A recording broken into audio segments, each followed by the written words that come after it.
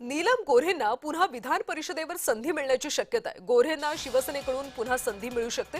पक्षातल्या एका वर्गाचा गोऱ्हेंना विरोध असल्याचं पाहायला मिळते।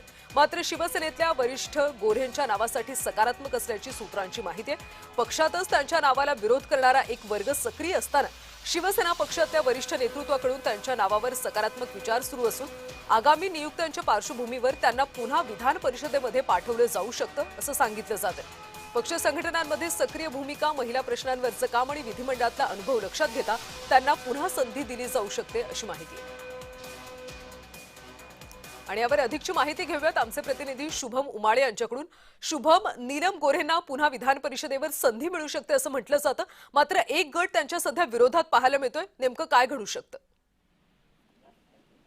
कल्याणी, आपण बघू शकतो उद्याचा शेवटचा दिवस आहे विधान परिषदेचे उमेदवारी अर्ज भरण्याचा आणि त्याच्यामध्ये शिवसेना पक्षाकडे महायुतीकडनं 2 जागा रिक्त आहेत आणि अशामध्ये नीलम गोऱ्हे यांचं नाव पुन्हा एकदा सक्रियपणे जे आहे चर्चेमध्ये सगळीकडे दिसून येत आहे। कारण की त्यांचं काम जे आहे ते पक्षाच्या वरिष्ठांकडनं सातत्याने बघितलं जातं। इतकंच नव्हे तर उपसभापती म्हणून पण त्यांचं काम जे आहे ते त्यांचं चोखपणे पार पाडत असतात। आणि इतकंच नव्हे तर मग पुणे साईडला शिवसेनेची एक मोठी ताकद नीलम गोऱ्हे यांच्या माध्यमातून शिवसेनेची ही दिसून येत आहे।